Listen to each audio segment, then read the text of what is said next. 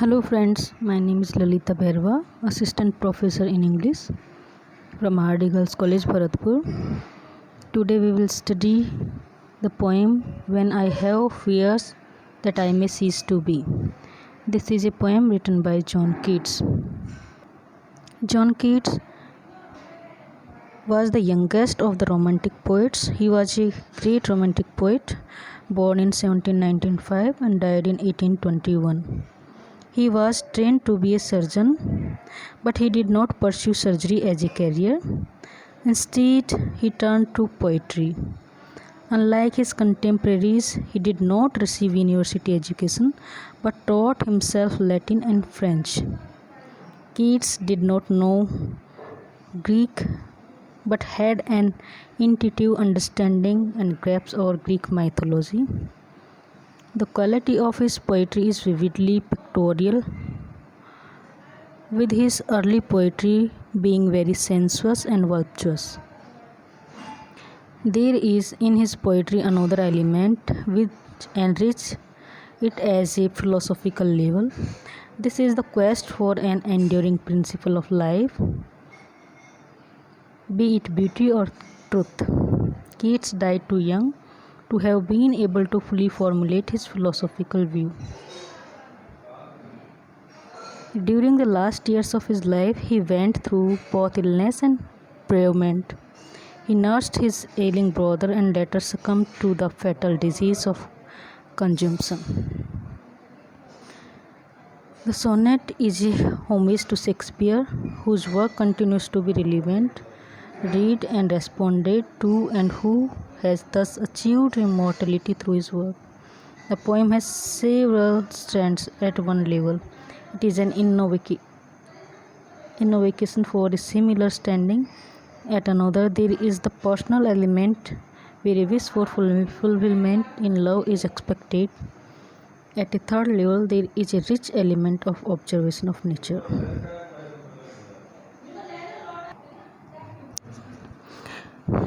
Let's begin the poem now.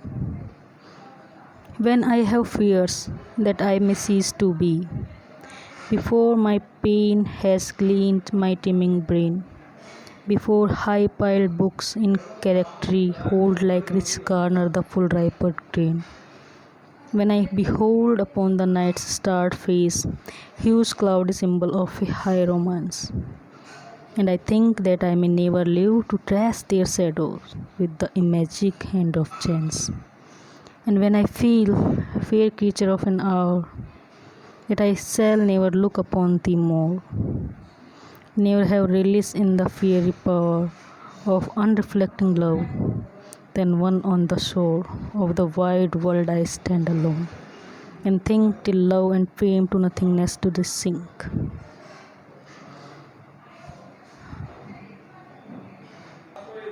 This poem is a sonnet. Actually, it is a Shakespearean sonnet, and this included three themes of love, poetry, and time. The poem startles us at once. The poem begins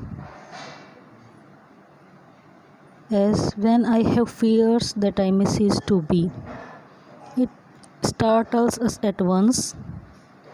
The poet says that when I have fears that I may cease to be.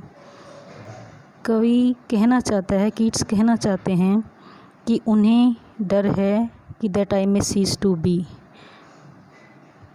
Before my pain has gleaned my teeming brain. Cease to be, it means he was going to die. He had lost his mother because of tuberculosis, and then his brother because of the same disease, and he himself saw some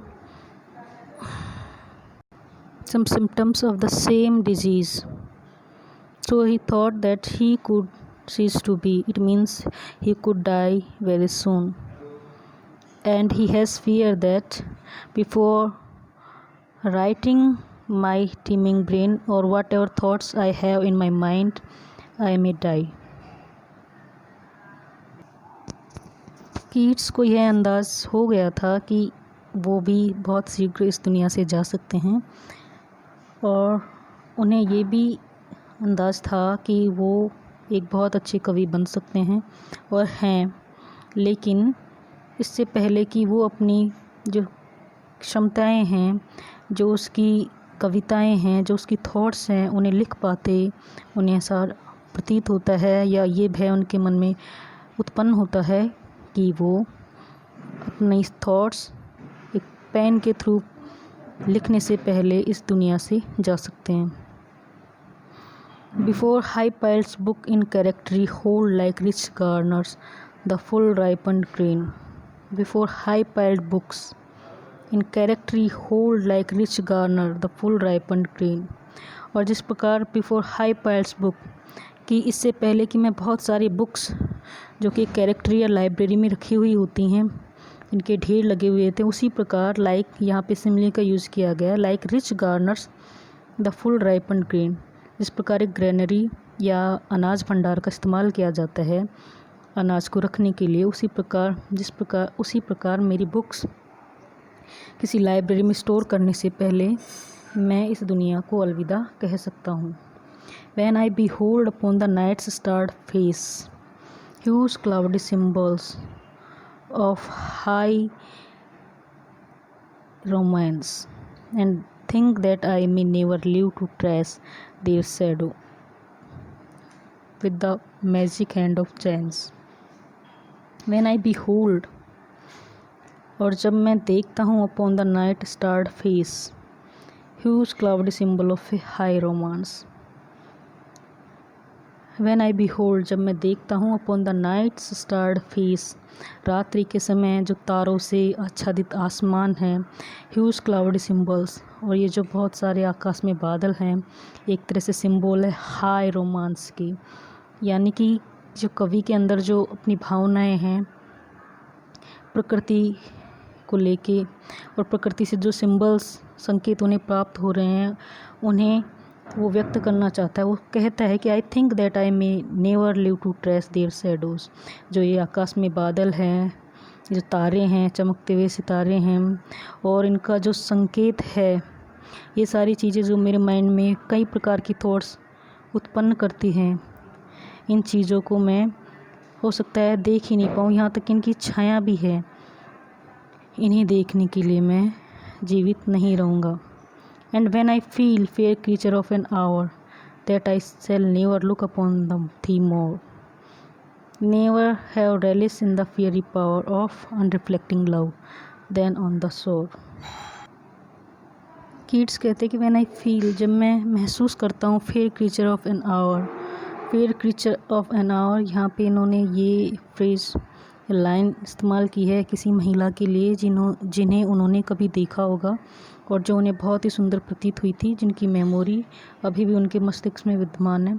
that I shall never look upon thee more, वो उस महिला के लिए कहते हैं कि मैं अब तुम्हें और अधिक नहीं देख पाऊँगा, क्योंकि अब मैं इस दुनिया से कभी भी अलविदा कह सकता हूँ। Never have relish in the faery power of unreflecting love.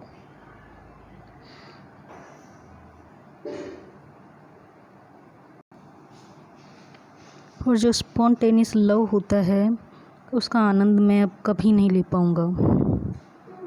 Then on the shore of the white world I stand alone.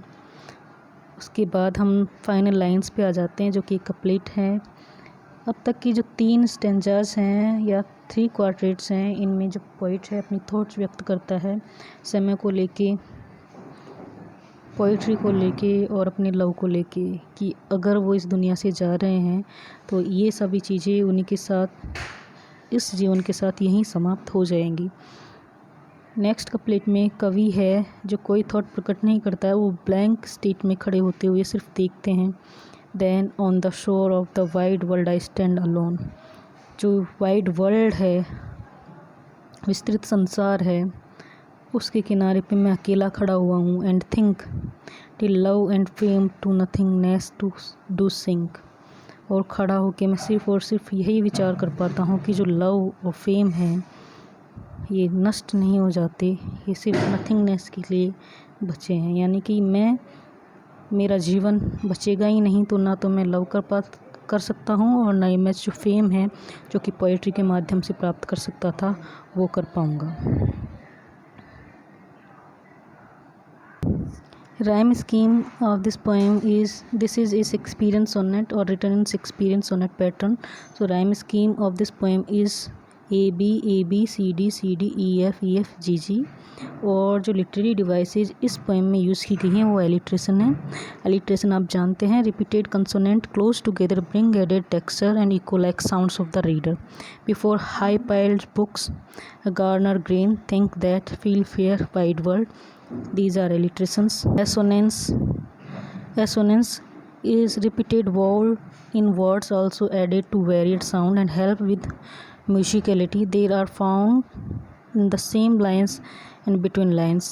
Seized, gleaned, teeming, feel, the, like, ripened, night, high, piled, white, hold, behold, romance, shadow, alone, garner, star, green, face, trace, fame, etc. Enjambment: when a line continues on into the next with punctuation, the sentence is carried on and the reader does not have to continuously pause, building up momentum. This helps create emotions as the sonnet progresses. Look at the lines. The first line carries straight on into the second, relating those many fears of writing. 7 to 8 trace their shadows. 11 to 12 power of this is enjambment. Personification: when human characteristics are applied to object and things, as in line 5. Upon the night starred face, यहाँ पे चेहरे stars के चेहरे बताए गए हैं. Metaphor is a figure of speech that describe object and things in a way that isn't literally true. It can be explained. Give a comparison as in line 1 to 4, which is a harvest metaphor. Rich garner the full ripen green. 4th line में आप देख सकते हैं metaphor के use किया गया है. And similarly when one thing is compare to another, as in line 4, hold like rich garner. So this poem ends here. Thank you.